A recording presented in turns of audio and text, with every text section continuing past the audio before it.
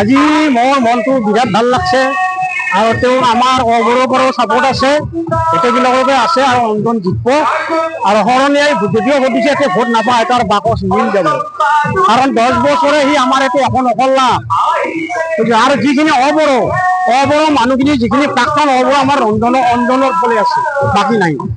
ৰায়ে সি বৰ্তমান হাগ্ৰামাৰ দালালিৰে পইচা আনি তেওঁ এখন মিটিং কৰিছে সেইদিনা হাগ্ৰামাৰ MCL লগত যদি মনোনীত কিবা হেমপ্ৰভা শইকীয়া না কি মই নামটো ভালকে নাজানো তেওঁ কৈছে, গতিকে আমাৰ ইয়াতে তেওঁ ভোট নাপায় আৰু অনন্ত সেইকাৰণে আমাৰ ৰাইজে গোটেই দলে বলে আহিছে, বুজি পাইছে না কথা। আজি মোৰ মনটো বিৰাট ভাল লাগছে আৰু তেওঁ আমাৰ অগৰৰ পৰাও ছাপোৰ্ট আছে, গোটেইবিলাককে আছে আৰু অঞ্জন জিতব আৰু শৰণীয়াই যদিও ভোট দিছে এতিয়া ভোট নাপায় তাৰ বাকচ মিল যাব, কাৰণ 10 বছৰে সি আমাৰ এতিয়া এখন অকল্লা আৰু যিখিনি অবড়ো মানুহখিনি যিখিনি প্ৰাক্তন অবড়ো আমাৰ অঞ্জনৰ ফলে আছে, বাকী নাই। ৰায়ে সি বৰ্তমান হাগ্ৰামাৰ দালালিৰে পইচা আনি তেওঁ এখন মিটিং কৰিছে সেইদিনা হাগ্ৰামাৰ MCL লগত যদি মনোনীত কিবা হেমপ্ৰভা শইকীয়া না কি মই নামটো ভালকে নাজানো তেওঁ কৈছে, গতিকে আমাৰ ইয়াতে তেওঁ ভোট নাপায় আৰু অনন্ত সেইকাৰণে আমাৰ ৰাইজে গোটেই দলে বলে আহিছে,